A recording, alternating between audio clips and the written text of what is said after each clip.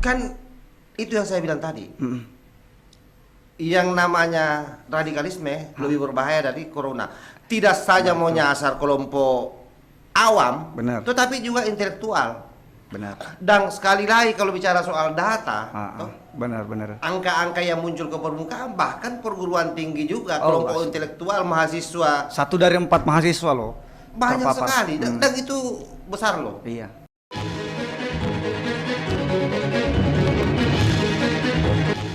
Assalamualaikum warahmatullahi wabarakatuh. Waalaikumsalam warahmatullahi wabarakatuh. Sahabat toleransi, telah hadir bersama dengan kita Bang Sumarno, Siapa Salman? Wakil Ketua Gerakan Pemuda Ansor Provinsi Sulawesi Selatan, bidang kaderisasi, dan selama ini keliling-keliling di beberapa kabupaten untuk selalu menyampaikan visi-visi kebangsaan, termasuk juga tentang salah satu tema yang disampaikan di berbagai tempat-tempat itu adalah terkait dengan radikalisme, dan selalu getol itu yang disampaikan di ceramah-ceramah Bang Marno di pengkaderan Ansor. Nah, pertanyaan saya, seberapa parah sih sebenarnya radikalisme ini, Bang Marno? Jadi kalau bicara radikalisme sebenarnya ini bukan barang baru, karena semua media juga sudah memaparkan data-data yang ada. Benar. Dan saya kira gampang diakses. Ya. Karena itu kalau berbicara soal seberapa parah sebenarnya potensi pemuda terpapar, itu sangat besar. Bahkan kalau data terakhir ini Ya.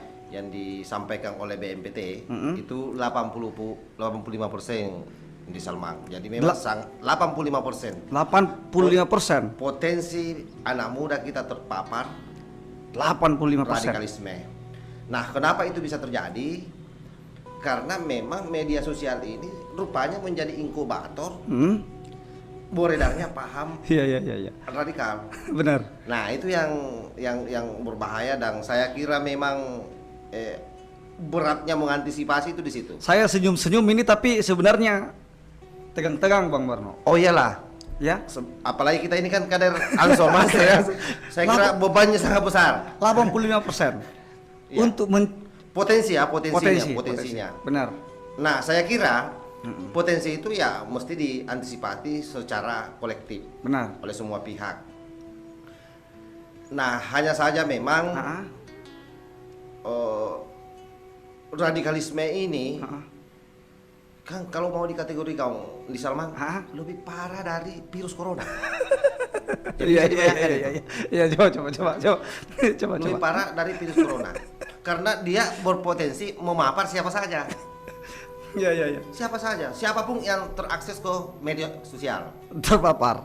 bisa saja terpapar. Benar. Nah, bisa dibayangkan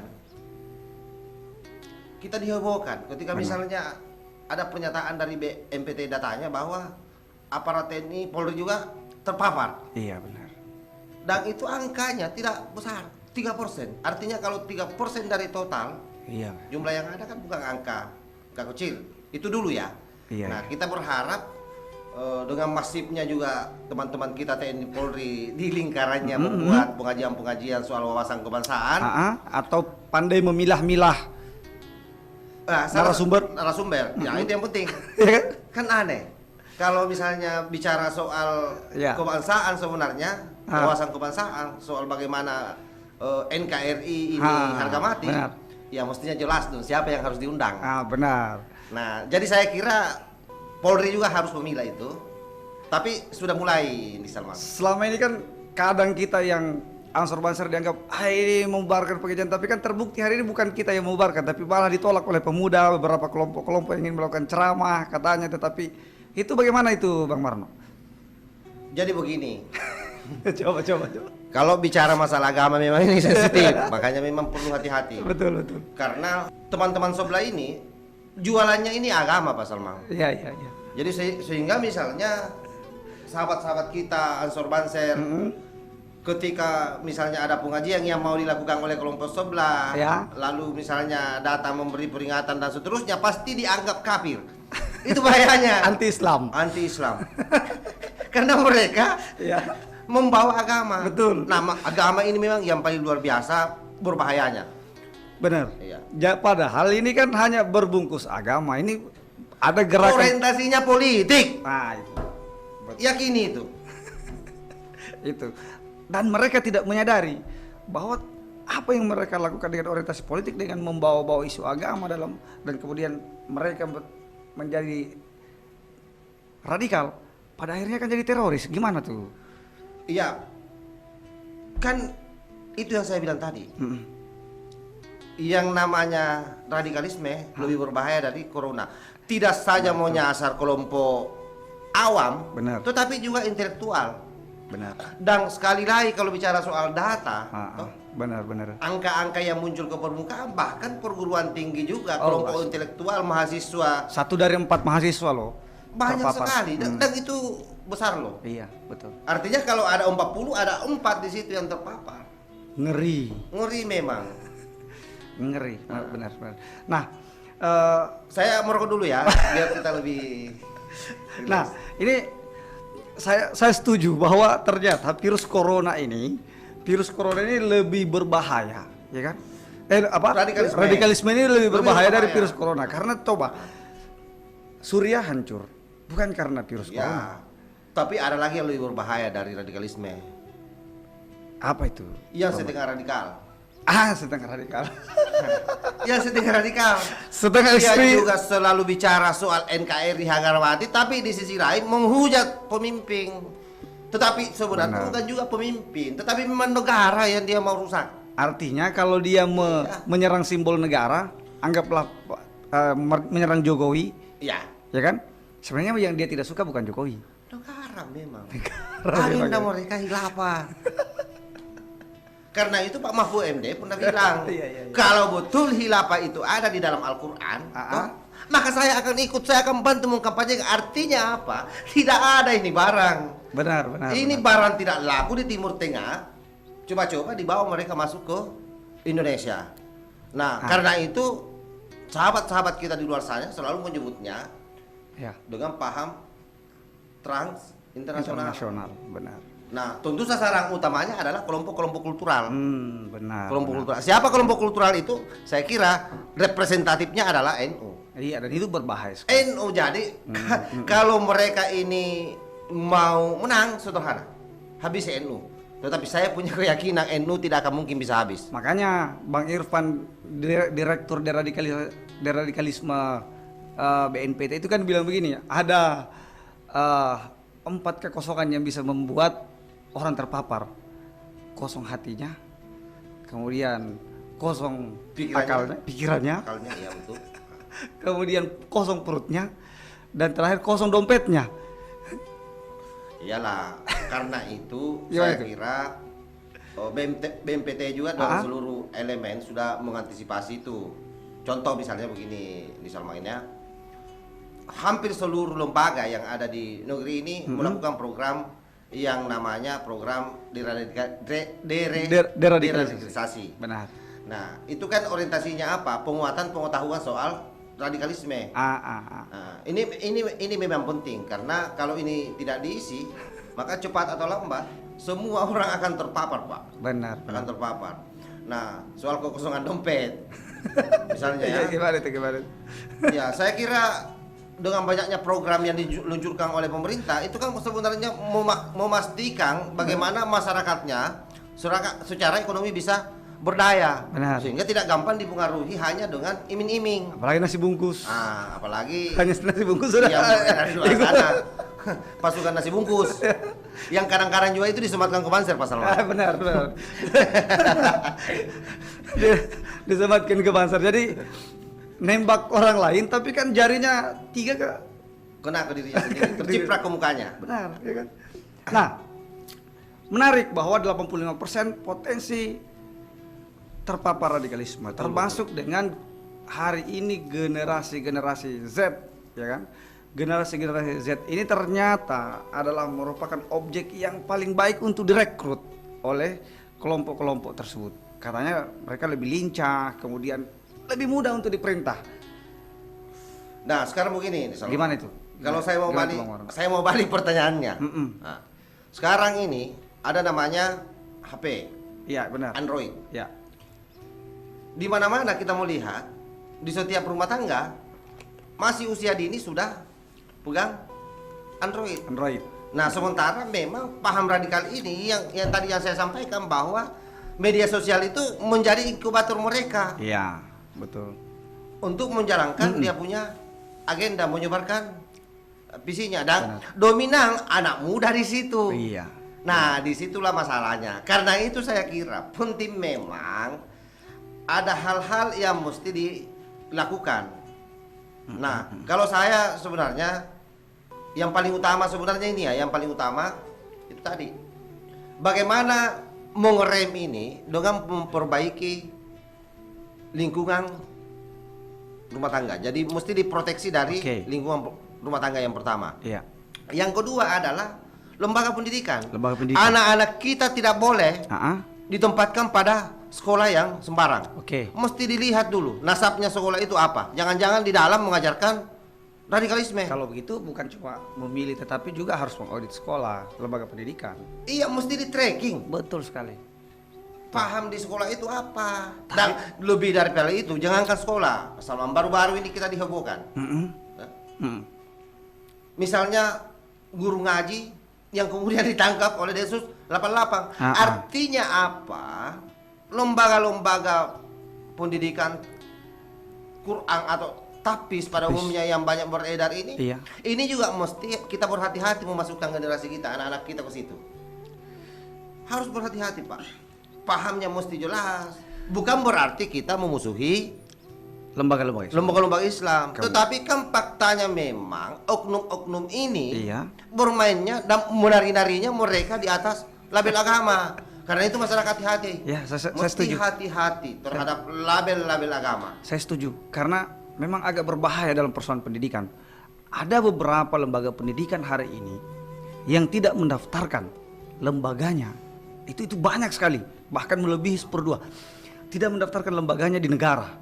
Jadi tidak mendaftarkan lembaga di Kementerian Agama misalnya. Dan itu kan perintah undang-undang untuk mendaftarkan. Yang kedua, tidak mendaftarkan juga di Dinas Pendidikan. Sehingga praktis lembaga ini tidak ada yang bisa kontrol.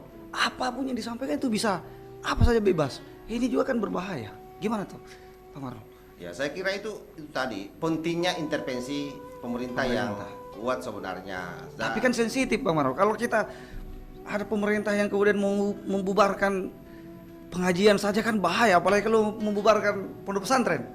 Ya kan tugasnya pemerintah. Saya kira data-datanya ada. Ada kok. Kalau data ada, kuat. Kenapa mesti takut? Karena itu tadi itu. Ya. Pak Salman, saya bilang yang paling berbahaya sebenarnya itu tadi adalah yang setengah radikalisme. Iya, benar. Itu yang berbahaya. Karena kalau misalnya teroris itu yang paling gampang sebenarnya karena nyata kan. Dia sebuah komunitas kecil yang melakukan misalnya pembohongan itu bisa langsung diangkut. Kemudian kita langsung bisa cari di mana, bisa dicari di mana tempatnya. Siapa yang kemudian itu kan melatih. Saya kira datanya semua sudah ada di BNPT. Nah, yang paling rumit itu yang yang saya bilang tadi, setengah radikalisme itu. Karena muncul di muka, bicara di media sosial. Dia seperti kentut, baunya kemana-mana tapi tidak ditahu siapa yang kentut. Mereka dengan gampang misalnya menghujat, tapi dengan gampang juga minta maaf. Nah, saya kira kan negara juga harus berhati-hati. Polisi juga harus berhati-hati bertindak. Karena kalau semua itu kita mau dorong pada posisi normatif, bisa-bisa penuh penjara ini, Mas. Penuh. Jadi harus selalu edukasi yang dikedepankan, pembinaan yang dikedepankan. Kecuali memang sudah tidak bisa dibina, ya tentu harus dibinasakan. Makanya dalam tanda petik ya. Makanya Bang Marno ini bersama dengan Dan Abbas di Sulsel ini keliling ke pelosok-pelosok. Oh iyalah. Melakukan pendidikan deradikalisasi melalui diklat-diklat gerakan pemuda Ansor. Salah satu misinya itu saya lihat. Kita berharap kader-kader kita ini yang tersebar di wilayah-wilayah di setiap kabupaten, di pedesaan-pedesaan kan lebih awal memberikan edukasi ke masyarakat sekitar. Atau setidaknya mereka tidak terpapar lagi. Saya punya keyakinan, tunjukkan di saya kalau ada Ansor Banser yang terpapar. Sampai hari ini tidak ada. Tidak ada. Tidak ada, Bos. Benar. Karena begini, Pak Salman. perhatikan saja. Yang gaman terpapar sebenarnya itu yang hampir tidak punya dasar pengetahuan agama. Nah, apa ciri-ciri bahwa pemuda ini mulai terpapar? Paling gampang dilacak Coba. sebenarnya. Dan makanya saya bilang alat deteksi pertama itu keluarga. Ya. Kita punya tradisi misalnya mak baca doang. Oke. Kalau mereka sudah berani mengharamkan mak baca doang yang dilakukan oleh orang tuanya, antisipasi hati-hati Pak. Hati-hati. Hati-hati. Itu sudah luar biasa itu. Alarm. Dan itu banyak yang bukan lagi alarm kalau itu. Bukan lagi, memang sudah lampu merah ini. Iya. Butuh sentuhan khusus. Oke. Nah, karena itu sekali lagi kembali penugasannya adalah orang tua mesti berhati-hati menempatkan anaknya sekolah. Oke. Karena di situ juga berbahaya. Oke. Yang kedua, masih ada. Kau mulai mengkritik-kritik pemerintah. Oh iyalah. Padahal kan dia tidak tahu. Masih anak-anak sudah. Masih anak-anak sudah berani mengkritik pemerintah. Iya betul. Nah, kalau itu sebenarnya saya mau nyebutnya itu calon neo Khawarij. Neo Khawarij. Jadi neo Khawarij ini yang Abdurrahman memang bin Muljam. iya selalu melawan pemimpinnya, apapun yang dilakukan pemimpin. Seorang hafiz Quran. Padahal mestinya dia paham bahwa pemimpin itu adalah perwakilan Tuhan di muka bumi dalam satu Iya. wilayah. Benar. Taatlah kamu kepada Allah, taatlah kamu kepada Rasul dan kepada pemimpin. Nah, kesyukuran terbesar kita karena kader-kader NU itu saya kira doktrinnya Jelas. jelas. Betul. Karena itu saya yakin sekali bahwa sampai hari ini tidak ada kader NU yang terpapar, terutama Ansor. Ansor Banser. Pasti. Pasti. Kalau ada yang terpapar berarti dia belum pernah dikader. Belum pernah di kader. Dan kalau dia merasa NU itu NU abal-abal itu, yang sengaja mau merusak NU dari dalam. Kalau dia NU berarti pasti NU abal-abal. Abal-abal. Kalau dia Ansor atau Banser berarti pasti belum pernah dikader. Itu palsu itu. Di atasnya abal-abal. Nah, terakhir apa pesan-pesan Bang Marno buat semua Saya kira pihak terkait dengan bahaya ini? Kita yang pertama saya singkatkan kira saja. pemerintah penting melakukan intervensi yang full power. Ya. Karena itu tadi penegasan saya dari awal bahwa virus radikalisme ini lebih berbahaya daripada virus corona. Jadi mesti penanganannya jauh lebih dahsyat daripada penanganan corona. Itu satu. Yang kedua, pentingnya seluruh lembaga-lembaga yang ada di bawah negara ini melakukan proses pengajian yang seperti podcast kita ini, toleransi. Yang tema-temanya mesti toleransi. Benar. BUMN apa? Kan ini semua faktanya pernah datanya terpapar di kita banyak kan? Banyak. ASN banyak. Bahkan pernah ASN itu 40 orang per hari dipecat karena terpapar Pak Samang. Tapi kan coba bayangkan ini. Tapi kan masalah juga Bang Marno kalau pilih-pilih nanti ada lagi yang baper tidak diundang, ditolak di BUMN untuk ceramah. Tidak ada masalah. Masa pemberontak mau diundang? Padahal sebenarnya bukan. Yang mengundang pun juga sebenarnya harus dipermasalahkan. Padahal tidak ceramah, provokasi. Mereka tidak datang ceramah di sana, dia hanya datang menghujat negara, menghujat pemerintah, mengatakan negara ini togut. Kan begitu. Padahal makan di negara. Padahal dia terima gaji di negara, makan di Indonesia, minum air di Indonesia. Kan biadab ini, kalau saya mau bilang. Benar. Biadab ini. Baik, sahabat Sumarno. Nah, yang terakhir. Oke, lanjut. Oke, lanjut. Yang terakhir ini. Itu tadi. Panjang-panjang honornya kayaknya karena perang keluarga. Siap. Perang keluarga. Kemudian itu tadi sekolah-sekolah dari situ karena bisa dibayangkan misalnya kalau anak-anak kita ini dari masih kecil sudah anti negara, lalu siapa yang bisa menyangka suatu saat misalnya dia menjadi aparatur negara, terbawa-bawa masuk ini mau mengganti Pancasila dengan khilafah, mau bagaimana bangsa kita. Jadi saya kira semua pihak harus bertanggung jawab siapapun itu terkait soal radikalisme ini sehingga benar.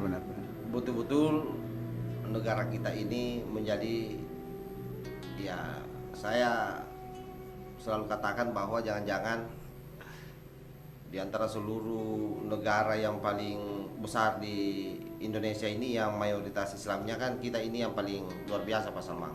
Iya, iya. Kita paling banyak suku, Iya, benar. banyak agama, Iya.